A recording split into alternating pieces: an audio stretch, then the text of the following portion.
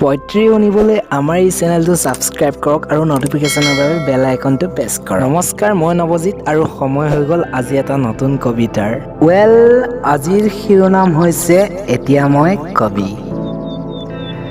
এই ইণ্টাৰনেটৰ দুনিয়াত এতিয়া মই কবি।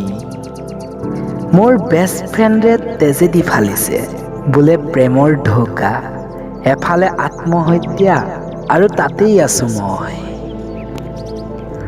এফালে দেখো হাঁহি মুস্কান, এফালে আকৌ দুখ ধড়কন।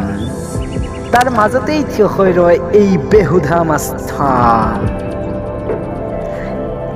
এই শূন্যতাত ৰং সিঁচিবলৈ এতিয়া মই কবি, ব্যাখ্যা কৰিবলৈ ব্যৰ্থ প্ৰেমিকৰ সাধু কথাবোৰ।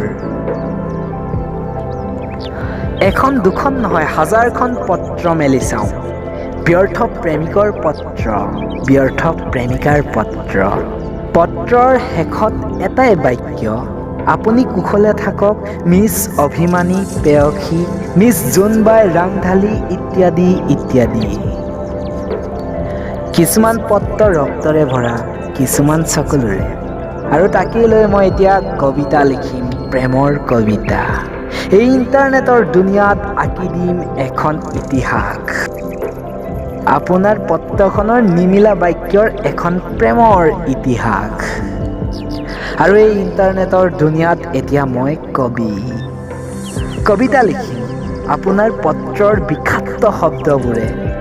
আৰু আপুনি পঢ়িব আপোনাৰেই এটা জীৱিত প্ৰেম কবিতা। আমি একেই আছিলো, সময়বোৰ সলনি হ'ল। তোমাক ভাল পাইছিলো, ইতিহাস হৈ ৰ'ল ইত্যাদি ইত্যাদি। অ' মোৰ অচিনাকি আপোন ব্যৰ্থ প্ৰেমিকজন, অ' মোৰ অচিনাকি আপোন ব্যৰ্থ প্ৰেমিকজন। এতিয়া কি এই ব্যৰ্থ দুনিয়াত আপুনি দেৱদাস নে? দেৱদাস নহ'লেও আপোনাক দেৱদাস বুলিয়েই ক'ব, কাৰণ এই ব্যৰ্থ দুনিয়াত ব্যৰ্থতাই জীয়াই থাকিবলৈ নিদিয়ে। আৰু কি আপোনাক লৈ আমি এইটো লিখিম কবিতা, কাৰণ এই ইণ্টাৰনেটৰ দুনিয়াত আমি এইটো কবি।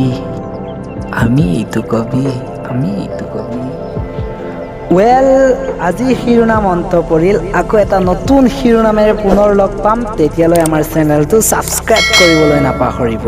ধন্যবাদ।